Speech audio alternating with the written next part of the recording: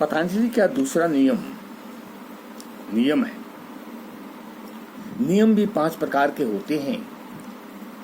पहला शौच, दूसरा संतोष, तीसरा तपस, चौथा स्वाध्याय और 5वां ईश्वर प्राणिधान। पहला शौच, पवित्रता का नाम शौच है। यह आंतरिक और बाह्य 2 प्रकार का होता है। आंतरिक शौच सत्भाव लाने और चित्त के काम, क्रोध, लोभ, मोह, मद, अहंकार आदि को मैत्री, करुणा आदि उपायों से दूर करके चित्त को अपने वास्तविक रूप में लाने से होता है। निर्मल करने से होता है।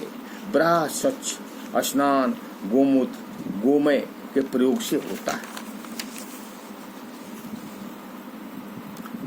दूसरा है संतोष। जीवन निर्वाह उपयुक्त वस्तुओं के सिवा किसी भी वस्तु की प्राप्ति की इच्छा न रखना संतोष कहलाता है। तीसरा है तपस। द्वंद्वों को द्वेष रहित छोड़कर सहन करना तपस है। शीत उष्ण, भूख प्यास, उठना बैठना आदि द्वंद्व। चौथा है स्वाध्याय। भगवान नाम का जप, मोक्षदायी अध्ययन, मनन और निधि ध्यान स्वाध्याय है। स्वाध्याय का परिणाम दर्शन होता है। 5वां है ईश्वर प्राणिधान। संपूर्ण कर्मों को परम गुरु ईश्वर को अर्पण कर देना ईश्वर प्राणिधान है। जब उपयुक्त जम और नियम धातु साधु तथा सिद्ध हो जाते हैं, साधन में कोई त्रुटि नहीं रहती।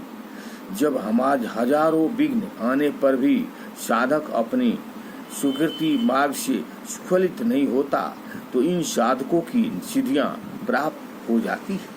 जैसे अहिंसा प्रतिष्ठानम तस्य सिद्धम वैर त्यागम, अर्थात अहिंसा की स्थिरता होने पर साधक के समीप रहने वाले जीवों में स्वाभाविक बैर भी छीन हो जाता है।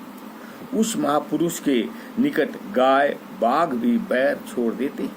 सत्य का पूरा पालन करने से साधक अमोघ शक्ति संपन्न हो जाता। सत्य प्रतिष्ठायाम त्रिक्रियायाम फलमाश्रम अस्त्य के पूर्ण पालन से अस्त्य प्रतिष्ठानम सर्वोताय स्थानम अर्थात ममत्व रत्न प्राप्त हो जाते हैं। ब्रह्मचर्य प्रतिष्ठान व प्रिय लाभम, ब्रह्मचर्य के पूर्ण पालन के समस्त शक्तियां प्राप्त होती है। अपरिग्रह के पालन से भूत भविष्य का ज्ञान हाथ पर रखे आंवले के समान हो जाते हैं। नियमों की सिद्धियों पर ध्यान देते तो शौच में अपने शरीर के प्रति घृणा अथवा वास्तविकता का ज्ञान, अन्य शरीरों से असंगत चित्त की शुद्धि, मन की प्रसन्नता, एकाग्रता, इंद्रिय और आत्मदर्शन की योग्यता होती है। दूसरा है संतोष। संतोष की प्रतिष्ठा होने से उत्तम सुख का लाभ होता है। संतोषादि उत्तम सुखम लाभम।